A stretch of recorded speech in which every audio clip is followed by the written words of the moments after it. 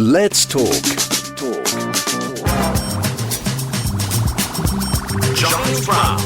Vikings in the East. From Vladimir the Great to Vladimir Putin, the origins of a contested legacy in Russia and Ukraine is a fascinating new book by Martyn Whittock.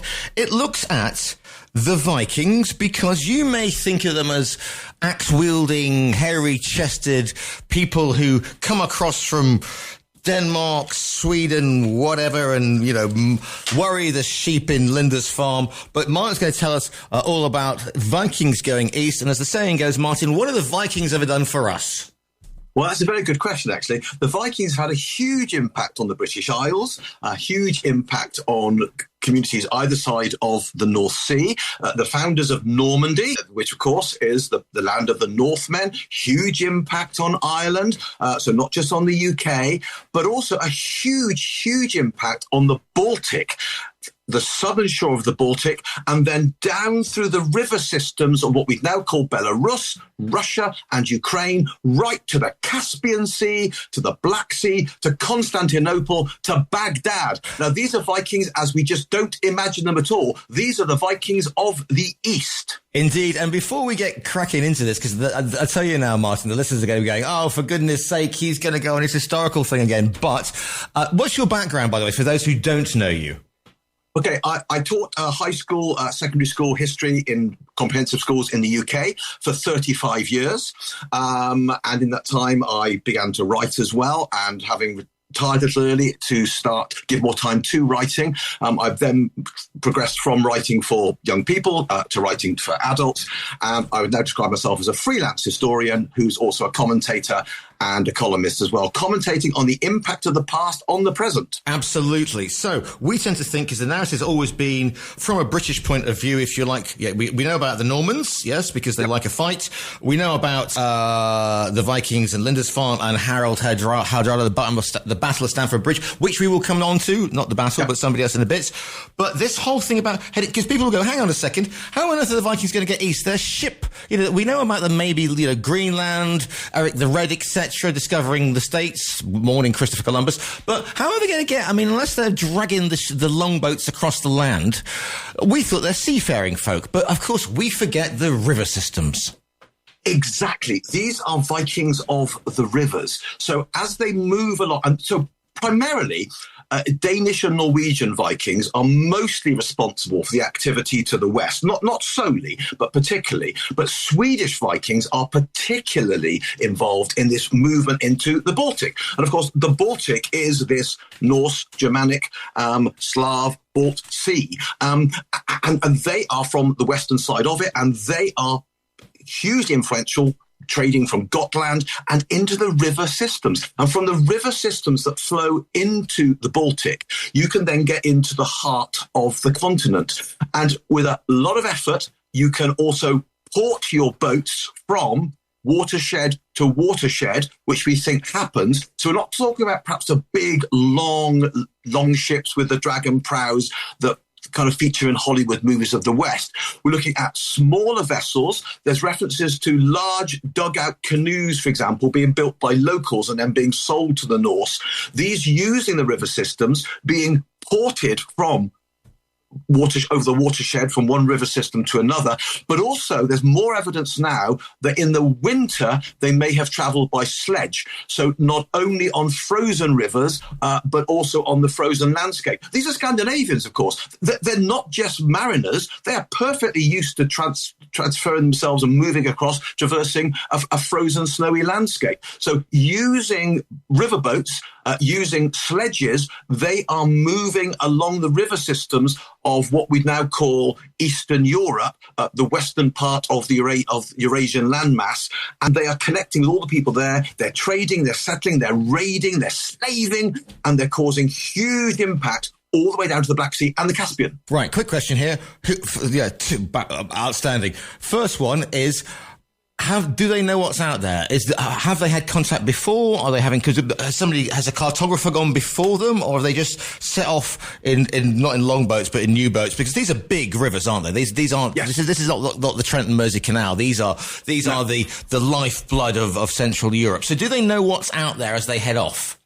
It's a bit of both, because as well as them moving to the south and the east, earlier than that, we know that Arab traders, Islamic traders, and middlemen from the Abbasid Caliphate, for example, yes, which moves from Damascus to Baghdad in the 740s, 750s, are already trading up through these very same river systems, pushing north and west. So we find thousands and thousands of Arab silver coins on Gotland and in Sweden. Why? Because as Norse are moving southeast, so Islamic traders are moving northwest, and they're meeting each other on the river systems, on the Volga, for example, and they are trading. They're trading the forest products of the north, which is things like, precious furs, amber, for example, and also the slaves that the Vikings are taking. We know of Arab writers in the 920s meeting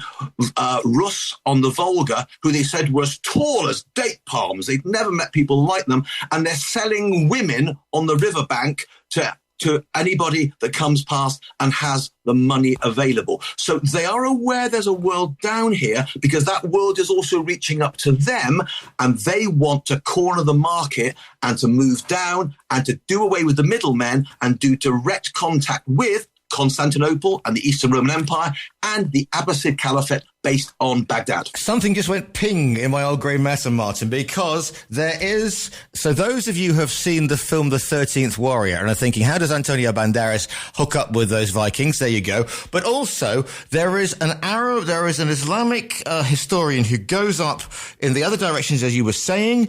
He observes the Rus and said they like drinking, they like defecating in the open, etc., etc. And he witnesses the death or the funeral of a Viking warlord, complete with the sacrifice of animals, and even the slave girl who wants to die with her lord. And it's a fascinating. It is such a document that you think you are there. Yes, it's the writing of Ibn Fadlan. Now, Ibn Fadlan was on a diplomatic mission which involved him going to the Volga Bulgars, who were a tribe living on the Volga, who'd recently converted to Islam and who wanted to have some assistance in developing Islam, building mosques and so on, and also fortifications. And they put out feelers to the Abbasid Caliphate, and there was this diplomatic mission to them, just as the Byzantines later would have diplomatic missions to the Rus on Crimea. We might come on to that in a moment. Yep. And what we now call Ukraine. Yes, Ibn Fadlan writes that dramatic and shocking story about, they don't wash their hands after defecating or after having sex, he says. He's absolutely shocked about this. He describes these shocking scenes of the sacrifice of slaves accompanying the death of a Rus warrior. Because these people are people that he describes as the Rus. Yeah. And they are known to the Byzantines by a similar name, and to Islamic writers as the Rus. And these seem to be Swedish Vikings who are forming political units in what we now call Russia, Ukraine, and Belarus, which we now call Kiev or Kiev, Kievan Rus. And it makes a state that by the year 1000 stretches all the way from the Baltic to the Black Sea and is the most powerful force in Eastern Europe. It is a little superpower. Can you have a little superpower? But anyway, it is certainly a very, very powerful state that's trading north to south and is fabulously wealthy. And also, you've got these incredible cities on the side of the banks, haven't you? They set up. So don't think of an empire as all the land, heading towards up the steep. But they've got these cities, somewhat like the Greeks would have around the Mediterranean, the Romans. Yes. They sit almost city-states on the way through, so you can't get at them. So if you are, if you are the Hun, the Mongol, you can have a crack at them, but they're fortified settlements. You can't get at them, and so they are rest stops, but they are also centers of industry, and they are almost like little independent nations. So that's the influence as well, isn't it? Yes, very much so. And that's the genesis of Kiev and Rus, that as they move into this area, they sometimes found a trading settlement, a defended one. They'll sometimes move into and become the dominant force in another one. Yeah. Sometimes they'll conquer one that's already there. So, for example, Kiev may well originally have been a trading point of the Khazars, who are a tribe of the basically the steppe country around the Sea of Azov. Yeah. So basically, in one form or another, they set up these little satellite states, these little satellite towns, defended places around Novgorod, around Smolensk, and around Kiev. And interesting, in Scandinavia, they describe this area using the Old Norse term of Garðariki. And Garðariki is the kingdom of the towns, or Gathar, the place of the towns. So it's associated with these little trading settlements, defended settlements, that coalesce to eventually form one state under the most powerful dynasty that's based on Kiev. But originally, they've been based on Novgorod. Fascinating. And you see, if you've ever played the game Civilization, this is a classic case. You've got the Vikings going southwest and setting up civilizations. You've got, as you said, the caliphates going north. And then, of course, and I've just got on a huge trip with this, the Byzantines, the Holy Roman Empire, the Eastern Roman Empire, lots of purple. It's more purple than backstage at a Prince concert. When those two collide, you might have thought it would have been all manner of siege warfare and whatever, but actually it is a meeting, if you like, of minds, and quite fascinating what happens. It is. Now, it starts off violently. So we do have evidence of Rus Viking attempts to besiege Constantinople. They can't take it. It's too powerful. Yeah. But they siege to it 3, maybe 4 times, cause an awful lot of trouble, burn suburbs. Basically negotiating by violence. And part of this, once they realise they cannot conquer Constantinople, and it was out of their league. It was out of their league. Yeah. It is this amazing city. They call it the Great City. But once they realise that, we're not going to be able to conquer this place, obviously, they then begin to negotiate using violence. In other words, we'll use an awful lot of violence, we'll cause an awful lot of trouble, and will you in return buy us off by giving us trading arrangements so we can come into Constantinople and trade? And the Byzantines eventually think, well, okay, A, it buys them off, and B, we want these forest products, etc. And we also want a channel of our own silk products, for example, going to the northern world. And we're having trouble with some of our vassal states on the northern side of the Black Sea and in Crimea. And if we make an alliance with these rather rough and ready Kiev and Rus, they will help us with people like the Pechenegs, the Cumans, and other tribes that sometimes we have some problems with in terms of our geopolitics around the Black Sea, and we can be useful to each other. My enemy's enemy will become my friend, and this alliance forms. So much so that in 988, Vladimir the Great of the Rus converts to Orthodox Christianity on Crimea as his plugging into the ideological base of the southern superpower of the Eastern Roman Empire. Now he's a Christian ruler. And let us not forget, and here we come, one of my favourite units of the whole history of warfare, the Varangian Guards. Exactly so. Because people like Harald Hardrada, who you've mentioned earlier, and a number of other people who've been forced out of Scandinavia for one reason or another and go off to sell their swords to the highest bidder, they're going to go to the superpower of the age. And the superpower of the age, although much diminished from its heyday, is nevertheless still the Byzantine Empire. And these are co-religionists, because by this time Scandinavia is converting to Christianity, albeit of the Catholic version, rather than the Orthodox version. So they sort of feel that's okay. And so the Rus agree to provide mercenary troops for the Varangian Guard, and other elite Norse, like Harald Hardrada, before he's killed at Stamford Bridge in the early autumn of 1066, is down there in Constantinople, trying his luck, bringing in some money, becoming quite famous. He gets in all sorts of things. They don't want him to leave. He marries a local. Is it Rose? Because the Byzantines are always bumping each other off in true Roman style. But there's an elder woman who, the wife of one of the emperors takes a shine to him, and there's all sorts of, it's that sort of please don't go. And he ends up getting thrown in with two of his mates. One of who's very tall. novel, one who's very short. So Tolkien loved this sort of thing because it's basically Aragorn, Gimli, and Legolas, and they get thrown into this very dark prison, don't they? Which has got a huge serpent in it, according to folklore. Yeah, so what we've got here is we've got this strange mixture of reality that really did happen. He was there, he was doing stuff, and we've got records of it that emerge particularly in Iceland and in Norway in the late 12th and 13th century, as these tales tend to get written down and get bigger and bigger and bigger in the telling. And in the final version, he's involved in a love triangle with an Eastern Roman empress.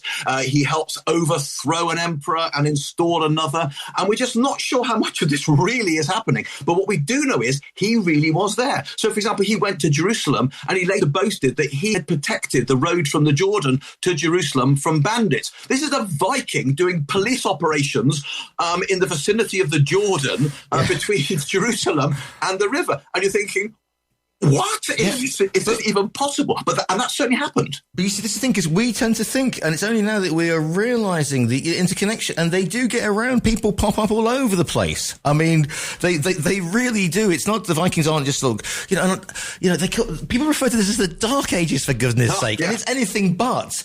I'm sitting in southern Spain. At the same time, this time, we've got the caliphates going off left, right, and centre as well. El Cid, you've got, it's just, it's a fascinating period of time. However, whilst we're getting carried away with the boys' own adventure stuff, which I love, you can tell, but if you think of the way the Eastern Orthodox Church is formed and some of the stuff that happens in an Orthodox service and some of the imagery and the symbolism, have another look, because there's an awful lot of Viking footprint there, if you like. There's a whole conversation of cultures going on here throughout this early medieval period. And just one little aside about the connectedness. What we haven't talked about is how the western end of the Silk Roads basically come in to the Volga area, to the Caspian. So these Rus who are forming Kievan Rus, this state, they're not just connecting with Byzantine Empire. They're not just connecting with the incredibly sophisticated and very forward and rich Abbasid Caliphate, now based on Baghdad. They're also plugging into the western end of the Silk Road, such that we have in Sweden, for example, in one of the trading settlements, a little figure of Buddha found in an early medieval context that we think was made in the Swat Valley of Pakistan.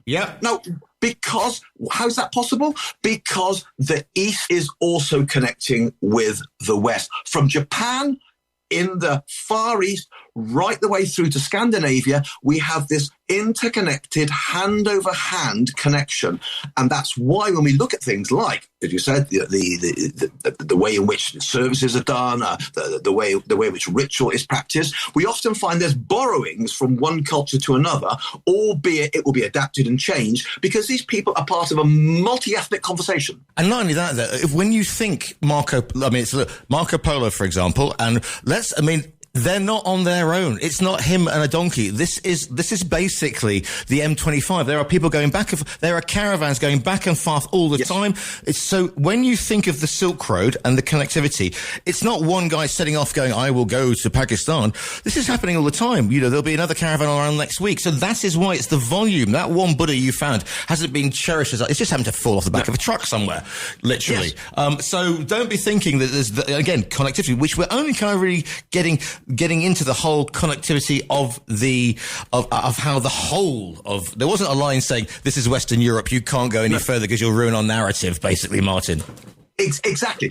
In the 840s, the director of post of the Abbasid Caliphate collects together some intelligence and formed a document, and he says that Rus appeared on camels in Baghdad. Oh, brilliant. He then talked... Camel riding Vikings. Who had that on their bingo card? Who had that on their bingo card? I have a chapter in the book called Vikings on Camels, because they're there. The same guy, Khordad Bey, who's this director of posts, also gets really interested in the Rus, and he looks at other intelligence reports that are coming to him, because basically he is this kind of intelligence gatherer, and he says, well, some people are reporting these Rus are appearing in Syria. Some say they've got as far as Egypt. There's stories of them sailing through the Persian Gulf. And then he says, I've got one report here that says they appear in an area Russia which? And we're not quite sure whether he's talking about Western Tang China or the regions of the Uyghurs in Central Asia. So Marco Polo, eat your heart out. Yeah. It is actually possible that some of these Rus traders at some point or another managed to reach Tang China, certainly the lands of the Uyghurs. And that is all part of the story. The thing is, it's an oral culture. This is the problem, isn't it? It's sagas. It's passed down. It's embroidered. Yeah. So had they bothered to sort of put pen to paper, we might have had a different look at this. We've got 5 minutes before I crash the news. How does, because it's called, I mean, you could have just said Vikings in the East and you've got me on that one. But from Vladimir the Great to Vladimir Putin.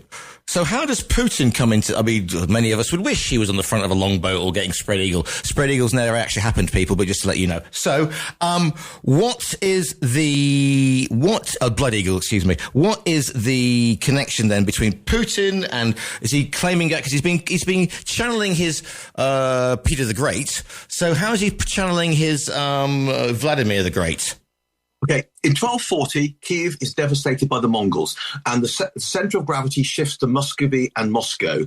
And from then onwards, this emerging polity of what will become Russia claims to have inherited everything that Kiev and Kievan Rus stood for. So from Ivan the Great in the 16th century onwards, rulers of Moscow have said, we lay claim to everything that Kiev once had. Holy Russia, this dominant force, this connection with the East and with the South, that's part of our story too, this deep story. And that denies then the autonomy of, if you like, Ukraine and the Ukrainian lands. So in 1783, for example, Catherine the Great takes Crimea as part of this push down. Other Tsars are involved in the Russification of Ukraine in the 19th century and in the 20th century. This is a deep story which Russians use to say there is only one Russia that includes Ukraine, whether they like it or not, and they need to come under the auspices of us. They need to come home. And that's why in 2015, having taken Crimea in 2014, Putin said Crimea has sacred meaning for Russia, like a Temple Mount for Jews and Muslims. Why? Because Vladimir the Great was baptized there in 988. In 2016, he puts up a huge statue in Borovitskaya Square in central Moscow to Vladimir the Great. And he makes sure it's a taller statue than the one in Kiev. Yeah. In 2021, on the historical unity of Russians and Ukrainians, he says, we are just reuniting the Rus lands that were broken by history. They need to come under us. And in February 2024, he says the same thing to Tucker Carlson, who's clearly rather bemused by it. And in June 2024, at the St. Petersburg International Economic Forum, he says, look, we are Europeans. We come from this Viking heritage. They've lost those genes now.